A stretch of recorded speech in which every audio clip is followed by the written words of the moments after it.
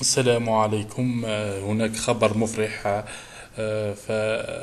ووداعا من البداية ومن الآن لقنوات البين سبور التي تحتكر الحقوق البث، والتي استثمرت في الجيب المواطن العربي. فالأزمة الخليجية أفرزت تفاهم بين ثلاث دول على إنشاء شبكة ضخمة من القنوات تحت اسم بي اس سبورتس. هذه الشبكة التي سوف تكون سوف تبث جميع البطولات العالمية الرياضية بالمجان، والتي سوف يكون موقع بثها بجمهورية مصر العربية. ولقد أكد رئيس مجلس إدارة المدينة أن البدء العد التنازلي لإطلاق أضخم شبكة قنوات سعودية عربية رياضية.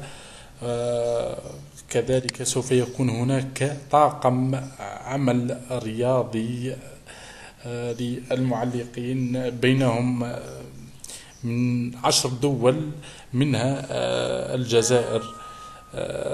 فنبارك هذا العمل الذي قامت به دول مصر، الإمارات والسعودية، فهنيئا لنا.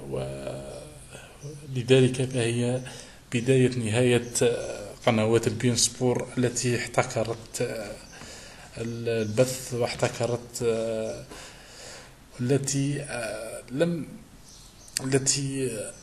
لم تعطي للمشاهد العربي الحرية في أن يشاهد دون أن يدفع المال. فهنيئا لكم.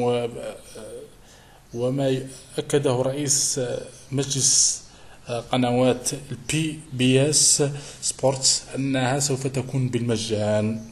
والسلام عليكم ورحمة الله.